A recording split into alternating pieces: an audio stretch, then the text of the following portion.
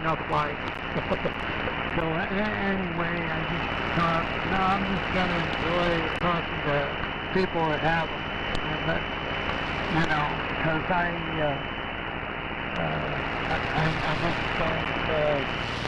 just don't, you know, you can only do so many things. But anyway, yours sounds great over here. Nice pickup.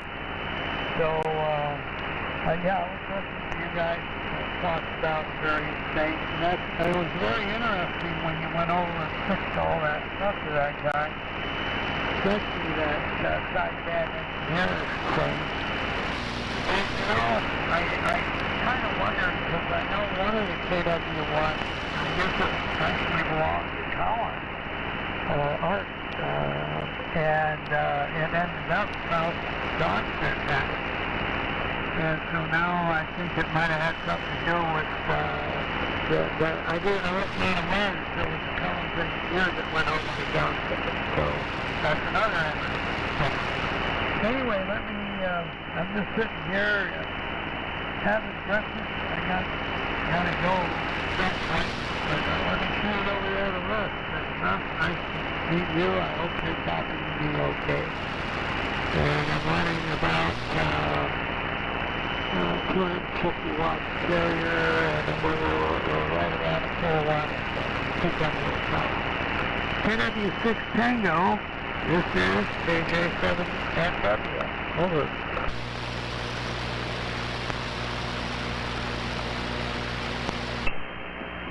Well, good morning, Jim. KJ7NW and the group, KW6T. Yeah, very interesting. About, sound like you're really into Collins and probably collecting, got a lot of information. It's always good to hear that. I've really never been a real Collins guy. I've got a 75A4 that I'm listening on here this morning, running the Johnson Viking Valiant. It's peaking out at about 145 watts or so. I don't know exactly what my total PEP would be on that, but anyway, you can hear me, and yeah, I'm copying you fine. There's a little bit of noise in the background, but still copyable. And hope this one is doing the job out there. So anyway, wow, really good stuff, guys. Glad to hear that everybody's still working on radios. That was pretty interesting, Kevin, about going and fixing all those radios in one day. Yeah, I fix one radio, it takes me a few weeks, because I'm just pretty slow at it.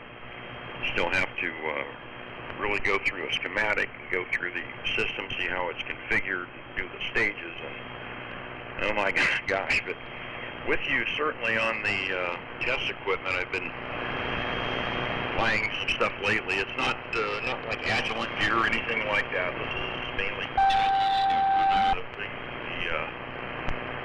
what is that thing? Signal generator, which is awesome, man. That thing is great. It does all the way from like it goes down to 40 hertz or something like. No, it goes down to 1 hertz and goes all the way to 40 megahertz.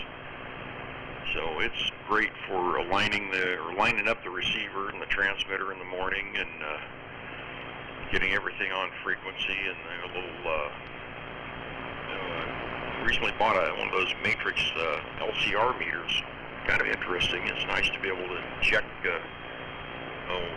capacitors and inductors and all that sort of thing, and it really is helping a lot. And got a what is it? Siglent, whatever that company is, a spectrum analyzer, which I use that quite often as well, especially when lining up the VFOs and these Johnsons. It's really simple to go from one end of the band to the other and just check it to be right on the money. So makes quick work of that without going through all the harmonics and this harmonic and that harmonic in the receiver like it is in the manual. So with that, I'm kind of getting toward the end of my radio time here this morning. I really need to get on that 500 and make sure that the deck actually functions, and I've got to go through it tooth and nail before I even put power to it. Low power, I will not put high power to it yet, no high volts. But I'll send it back over to Kevin. So Kevin, And Jim, back to you, Kevin. WA6JKN with the group. Here's KW6T.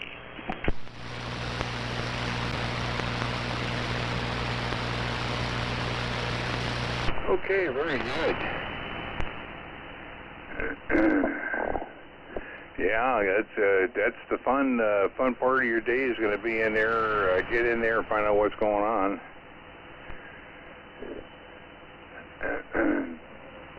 Well, let me give you a little confession, Russ, about why I was able to go through all those quickly. You know, when I was planning the trip, part of the planning is to get a list of all the radios that he had that needed to be worked on. So I went ahead and downloaded in advance, at least maybe 2 months in advance, so I could become familiar with the radios. Now the SB220, that's a no-brainer. That's a pretty straightforward design. The Johnson kilowatt linear amplifier, that was kind of new, but it was all basic design. But it was nice to be able to study and most importantly become familiar with the operation and controls of each of the pieces of equipment. Now, I was particularly interested in the Globe King 500 because I have one and I hadn't done anything with it, and I wanted to put that on the air, and so this was a great opportunity to dig into his Globe King 500, and I was showing Paul how to troubleshoot, because he was getting a signal loss when he went to transmit. No RF output. He would draw plate current, but no RF output. And so anyway, that was pretty straightforward, you know, to put a signal through and through and find out where the signal drops out. So it's pretty straightforward. But in order to do that, I had to become familiar with the circuit. So that's what I did. All of his equipment that he wanted me to work on, I just studied them, became familiar with them, and so when I got there, I already had a plan. I already was operating on what the conditions were, what it wasn't doing, and I had already set up a plan for my plan of attack. So I was able to get through it really quick, and so you can only do that with planning. So there you go. So that's the little confession. I didn't walk up to it and wave a wand over it and made it work within 10, 15, 20 minutes. No, I had spent quite a bit of time studying it before I left California and went to Kingman, Arizona. Because some of that stuff I've never even operated or even saw it before or even knew it existed. Especially that 1,000-watt linear amplifier by Johnson. I can't remember what the name of it was, but boy, that was a beautiful looking linear amplifier. And it was heavy. So hence the hydraulic table really came in handy. All right, I'm going to keep it short here, and this will probably be my 73 round here. Jim, it's a real pleasure meeting you. I think I've worked you before, and so there you go. I have some Collins equipment here. I got the like the 75A2, 75A4, the KW Sugar One, and I have some military stuff like the 51J4 and the TCS-12 transmitter and receiver, and I got some other like the ART-13s, those Collins, and some other military gear too. So Collins really came out with some really good equipment over the years. Now, one of the things I did is I have two shacks. I have my workshop. That's my secondary shack. I call it the boat anchor shack. The shack of many good memories there. And then I have my primary shack, which is inside the house. I have a room. I had to take up the entire room here with my ham shack. And when I set this up years ago, I wanted to take about 7 years ago actually, I wanted to take the newest technology and flank it with the best of the old technology. So on the left-hand side of the desk, I have the KW Sugar One, and on the right-hand side of the desk, I have the Collins KW1. So the KW1 being the AM transmitter, full kilowatt plate modulated, the KW Sugar One, the first single sideband transmitter, and stuff like that. So it's really cool. I have right in the center software-defined radio.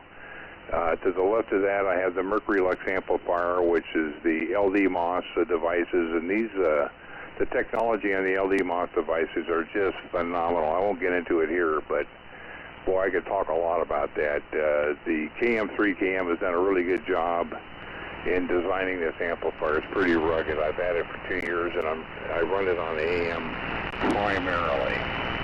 And I have the 75A4 sitting on the desk on the right-hand side, and so that kind of gives you an idea. If you go to my QRZ page for WA6JKN, you can see a lot of this stuff. I'm also into remote operations and satellite operations and stuff like that. Every aspect of, most every aspect of ham radio I've been involved with in one time or another. I really love the technology part. I'm not stuck on the boat anchors. That's the way I feel sometimes. I said, you know, I like the new stuff too, and there's no reason why I can't enjoy the new technology. And boy, I've gotten a lot of fun out of it, especially remote operations. Now, I want you to visualize this for a minute, Jim. Think about this, because we've been hams a long time, right? Now, I think you've been a ham probably as long as I have. And, of course, I'm not sure about Russ, but I think Russ has been around a long time, too.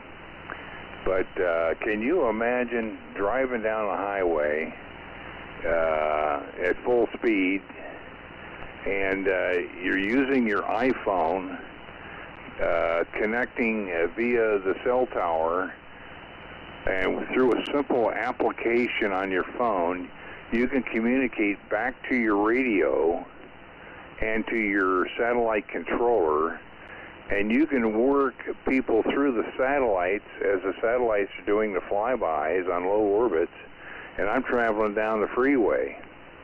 That just blows my mind. I've been operating remote for 7, 8 years now, and it started off working HF and 6 meters remote with an iPhone, or with various kinds of software for laptops and stuff like that. So that's another part of the hobby that really I enjoy, is the technology part. So it's really been fun for me all these years. I've been a ham coming up on what, 60 years, almost 60 years. It's been like 57 years, something like that. I don't know. I'd have to do the math. All right, so with that, I'm going to say 73. Take care, Russ and Jim. And Jim, let me get it over to you if you're still there, and then you tie the ribbons on it with Russ there. KJ7, Nancy Whiskey, WA6JKN. Yeah, WA6KJN, KJ7NW. Very good, 7. And Russ, fine on, you got a Valiant, I got a Valiant. And then I've fired it up once, but I've never had it on the air yet.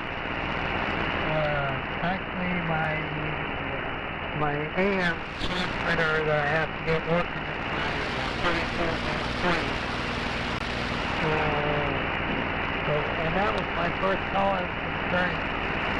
Was a 32V3 and a 75A1 that the college in Cedar Falls, Iowa had in their ham station. And so anybody that that going. I had a complete S-line that it's actually on my QRZ page. There's a picture of the operating position and the S-line. And I sold all that to a guy in Tucson. And so now the only columns I got left is the 32V3 and the 75A1. So anyway, I was just going through my list here, Kevin, and I talked to now 6 different people that have KW1 or had them. And the first one I talked to was Eleanor out in Pennsylvania, W3DIW, and I actually talked to her from the college station and when we had the 32V3 and the 75A1. So that was a very memorable contact. We got a QSO for her summer. And well, her husband was a hand, and I guess he got that, but she was on the air on 20 meters quite often. And so that was the first YL I ever talked to on AM radio. And, but that was the first contact with KW1. And that was back in 1962 or 3. And yeah, it was pretty great in 1961. So I've been around, let's see, that's 39 and 24, 53 years, I guess. But yeah, it's amazing the stuff you can do. And I'm familiar with those new transistors. And I actually have a couple of, not the ones I'm going to eventually use, but it's the same family, but an earlier version. But the later version, I'm going to run 4 of them. And then have 2 of them that will be in kind of push-pull, and another 2 in push-pull, and then a power combiner combined with so I actually have 4. 2 separate amps, and that should be an interesting project if I ever get to it. Right now I'm using a Northstar KGS, and I have a Tech Titan amp, and I have another amp that's a homebrew for these metallic days. And that amp, yeah, it comes in handy. I've got one of those hydraulic tables, although I can't use it for the 4-1000 because the rack is too low. But what I do is I've got a box, so I can slide the RF deck out onto the box at the same height. And then I can play around with the RF deck, which I need to do. I've got a lot of more or less experimenting I want to do on the 4x1. Right now, I can momentarily get about 4 kilowatts PEP out, but there's something going on with the bias circuit because I can smell resistors real hot. So I'm not sure what that is. I got to figure that out, and then I need to work on the power supply. I can actually do a couple of kilowatts more if the power supply starts changing on me. It starts out at about 7 kV, and by the time I'm getting 4 kW out, it's down to about 5,500. Anything more than that, it's just the voltage is dropping too fast. You're not gonna, you're just wasting time because it's throwing the load line off and all that stuff. But anyway, I have a lot of fun with my 4-1000. And it's an excellent AM transmitter.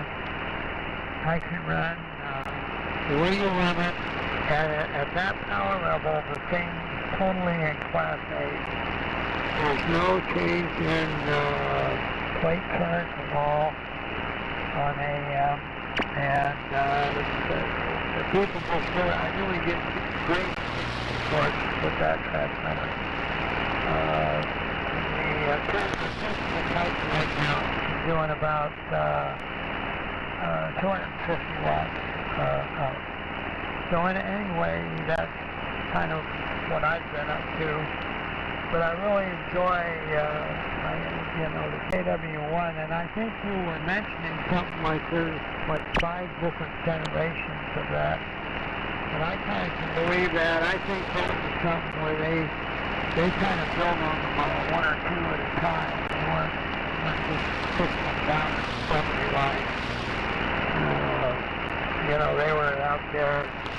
I think that German engineer was the guy that had something to do with that. But yeah, I think Kevin, you've got a lot more of a handle on who's involved. And I'd be interested sometimes just so I can get it in my little.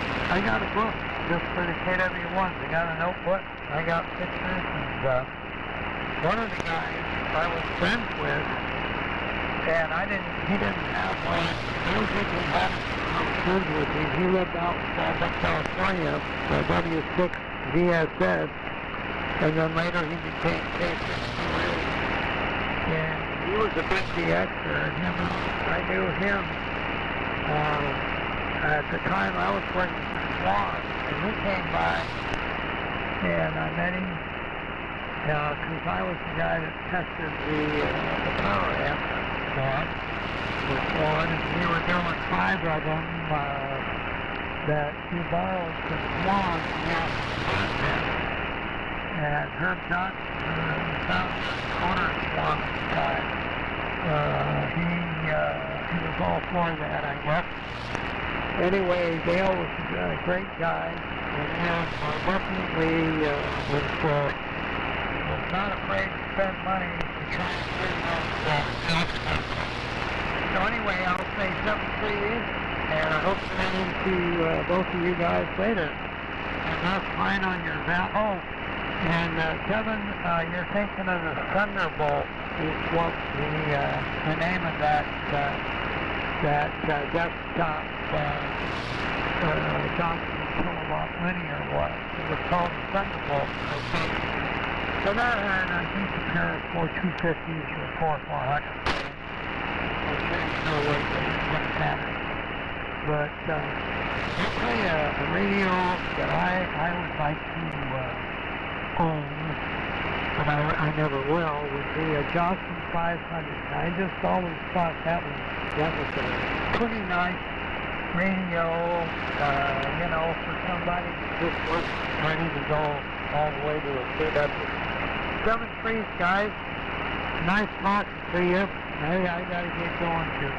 Over to you, Russ, if you're still there. KW6 or KW7NW. Happy New Year, too. Over. NY6L. Very good, Jim. Yeah, copy that. NY6L, I believe. Yeah, copy that, Jim. That's really interesting stuff. A lot of radios, a lot of time. Yeah, going back, I was licensed actually in 1985 as a novice, but at that point I'd been divorced, and I met my current wife back then. So yeah, we've been together about 42 years. Anyway, at that point, and never really got into it. Never did even use my ticket back in those days. I relicensed in 2003 as a tech, and then quickly got my general, and then went on from there. But yeah, I've been pretty active since 2003. So about 21 years, I guess. I guess this will be my 22nd year of actually being active. So anyway, yeah, that was a Johnson Viking Thunderbolt, Jim. Yeah, and they do run a pair of 4-400s. Only run them at about 2,000 volts. You know, it's not like a Drake L4. My Drake L4 runs about 2,700 on a pair of 3-500Zs. Probably do better than the Thunderbolt. But anyway, find out. That's another project I haven't touched. It's still covered in the dust that it came with. So. All right, guys, I'm gonna jump out, and there was a station came in. It was, oh gosh, I forgot the call sign. I didn't write it down. So anyway, Jim, Kevin, you're still there, you guys. I have to run. I got to get this 500 on the bench and check it out. See what it's if I can put power to it. So have a great day, and Jim as well. Very happy New Year, and we'll catch you guys another time. I normally monitor here during the day. Don't really tee up a lot. I'm usually doing something. But 73, all have a great day. Happy New Year. KJ7NW. KW60. I will listen out, guys. 73.